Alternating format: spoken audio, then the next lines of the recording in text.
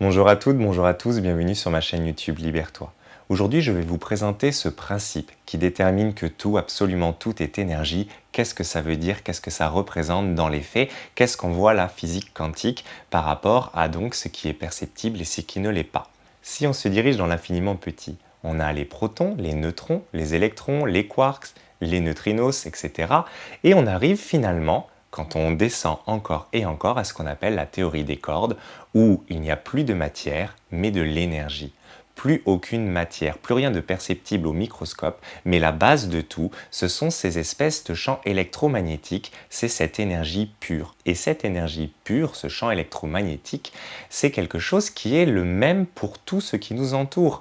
Je suis à la base ce champ électromagnétique comme vous l'êtes, mais la table dans votre salon, c'est ce même champ électromagnétique. Le monde autour de nous, le soleil, la terre, tout ça, c'est ce champ électromagnétique, c'est cette énergie qui s'est simplement densifiée de manière différente pour créer tel ou tel élément. C'est pour ça que l'on parle en général de cette loi de l'unité, cette loi du grand tout, parce que lorsque vraiment on va à la racine, lorsque l'on va à la base de ce que nous sommes tous la même chose, nous sommes tous cette énergie.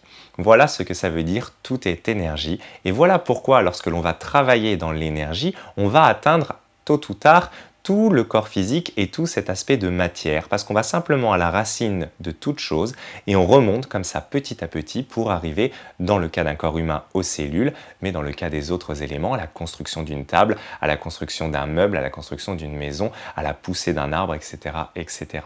Voilà, j'espère que le concept a été compris. J'ai essayé d'être le plus simple possible pour quelque chose qui, bien entendu, est beaucoup plus complexe à expliquer. N'hésitez pas, si vous avez des questions, si vous avez des retours, à les partager dans les commentaires. Je vous souhaite une très belle journée et je vous dis à très bientôt dans une prochaine vidéo.